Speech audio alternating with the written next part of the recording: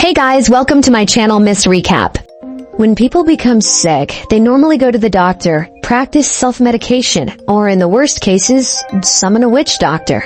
You know, however, when our protagonist's sister falls sick with a deadly and incurable disease, she decides to go to extreme lengths, something which has never been done before. She actually goes to Egypt, resurrects one of the dead mummies, and orders it to treat her dying sister. The plan is a risky one, but it is the only hope she has. Following this, the movie cuts to a few days in the past. In Paris, a middle-aged man named Choupard is heading back home after a long day at work. He's drunk, disheveled, and in desperate need of relieving himself. With nowhere to go, Choupard decides to answer nature's call in the most unconventional of places, right in front of a massive statue. However, as he is about to finish, a strange light emits from nearby, causing him to run away in fear. It was probably the cops. Pro tip, don't pee on the street in Europe unless you want to go to jail. The scene then cuts to the home of an eminent professor of physics, Marie-Joseph, aka Jose. He has decades of experience in the field, and many believe that he can even perform witchcraft. Jose also has extensive knowledge of ancient Egypt, and at the moment, he is busy with telepathic experiments. He holds the belief that life is possible after death. Following this, we are taken to the National Museum of Natural History, where a huge 136-million-year-old egg of a pterosaur is kept. Lo and behold, Jose makes use of his telepathic powers to hatch the old egg, and a massive pterosaur emerges from it. It turns out the professor can control the bird's physical movements, so he makes it fly through the glass ceiling. However, when he loses focus for a split second, it lands on top of a passing car. This results in a deadly crash, killing all the passengers inside. Coincidentally, Choupard witnesses the incident and reports it to the police. In the report, he details how a dinosaur caused the car to fall into the river. When the general public gets to know about this, they are left in utter shock. Many of them even stop going to work, fearing that the dinosaur may attack them too. Therefore, the President of France orders the national police to make the case their top priority. We are then introduced to Andrei Zborowski,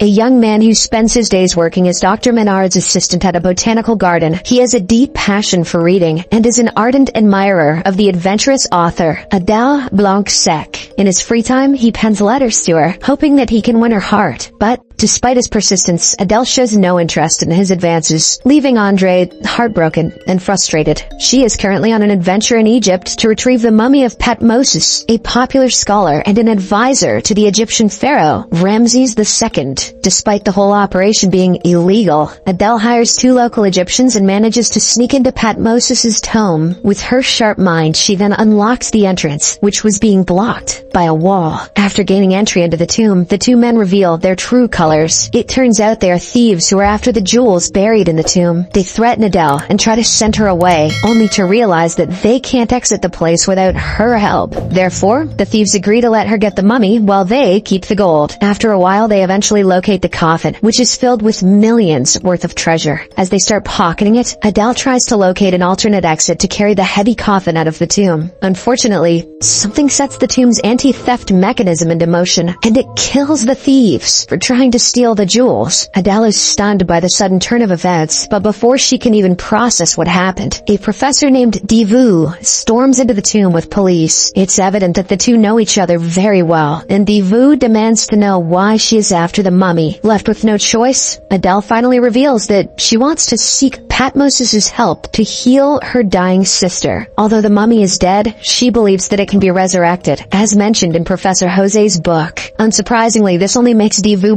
burst into laughter, and he arrogantly tells her that it's an impossible concept. He then orders the police to arrest her. Turns out they are planning to execute her without trial. Adele is given one last wish, and she uses it to ask for a cigarette. However, when she is given one, she shoves Divu into the mummy-making machine and sets the tomb on fire. She then quickly jumps into Thutmose's coffin and pushes it into a large well that is connected to a river from the bottom. Meanwhile, Professor Divu's henchmen rescue him just in time. At the Natural History Museum, Professor Maynard notices the broken pterodactyl egg. Other staff members assume that a visitor vandalized the egg and glass ceiling. However, the theory is proven to be false when Maynard notices that the shells of the egg are still connected to the amniotic membrane. This means that an internal force cracked the egg, which further means that the pterodactyl emerged from it and flew away through the glass. Soon, Inspector Capone arrives to investigate the matter, but Maynard hides his findings and instead advises him to meet Professor Jose. Meanwhile, at Jose's residence, he is busy feeding the giant pterodactyl when there's a sudden knock on the door. To his surprise, it's the cunning Inspector Capone. In a state of panic, Jose hastily hides the colossal bird behind thick curtains, hoping to avoid any unwanted attention. However, Capone invites himself in for lunch, leaving Jose with no other option but to entertain his uninvited guest. As he serves boiled eggs to the inspector, the pterodactyl suddenly becomes aggressive and attacks Capone before flying away. This scares the life out of the inspector, and he orders his men to take the professor into custody.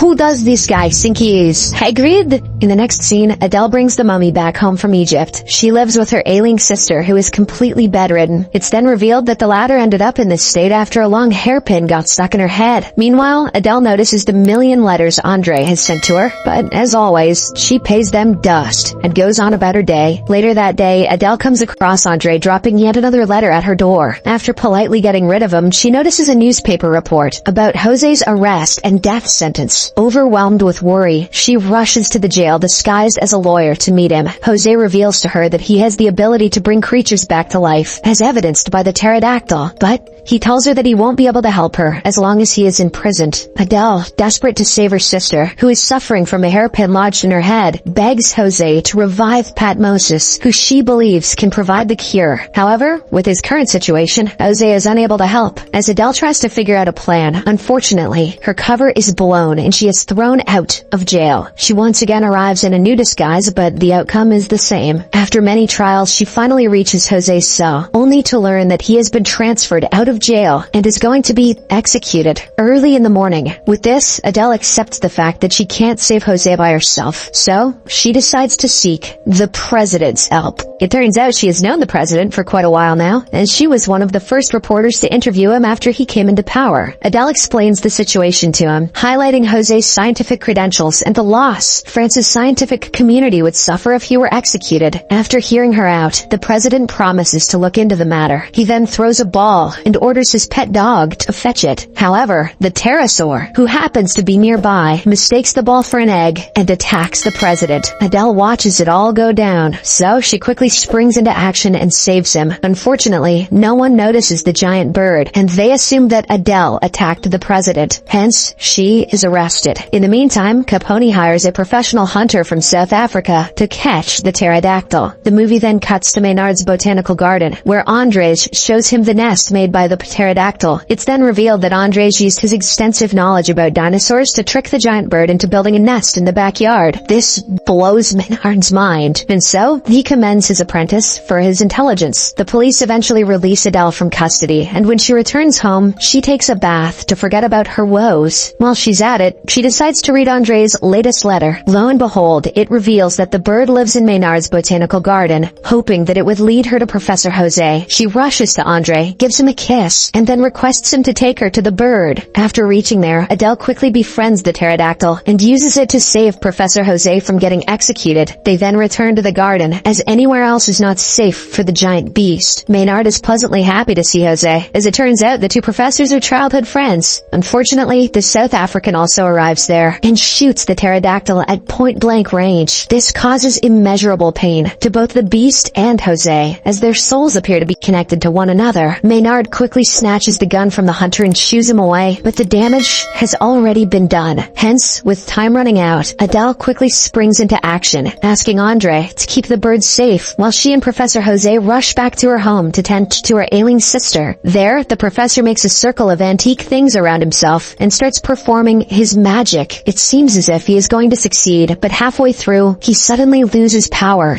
and dies. This devastates Adele and she seemingly gives up. However, her sorrow is short-lived, as she soon discovers that Jose actually resuscitated Patmosis before passing away. It turns out the pharaoh's medical doctor was actually buried right next to him.